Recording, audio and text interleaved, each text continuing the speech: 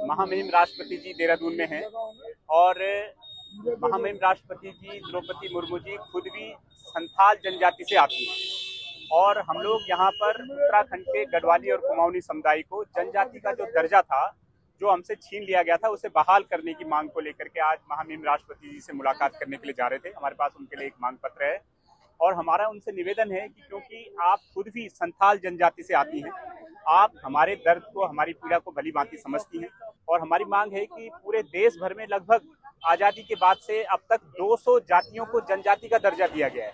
महामहिम राष्ट्रपति जी से ये मांग करने जा रहे हैं कि हमें हमारा जनजाति का दर्जा बहाल किया जाए।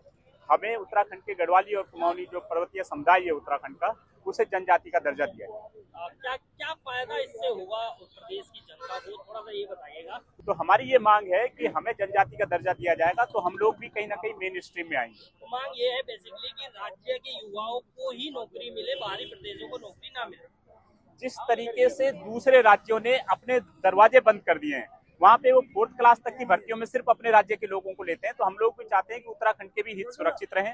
उत्तराखंड के रोजगार के साधन है, स्वरोजगार के साधन है, नौकरियां हैं, यहाँ के संसाधन हैं, यहाँ के जो धरोहरें हैं, उन पे हम लोग चाहते हैं कि उत्तराखंड के लोगों का पहला हक हो।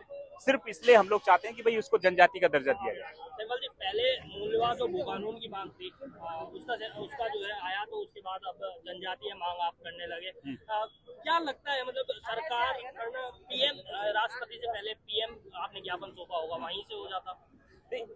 हमें ये मालूम है कि क्योंकि राष्ट्रपति महोदय खुद भी संथाल जनजाति से आती हैं और वो हमारी मांग को जो है ज्यादा बेहतर ढंग से समझती है, इसलिए हमारा निवेदन है राष्ट्रपति जी से कि वो इस बात को लेंगे। और क्योंकि 250 जातियों को पहले ही जनजाति का दर्जा इस देश में दिया जा चुका है, इसलिए उत्तराखंड की सिर्फ ये मांग है कि हमसे तो जो दर्जा छीना गया है जनजाति का, उसे वापस बहाल किया जाए ताकि हमारे हित सुरक्षित रह सके।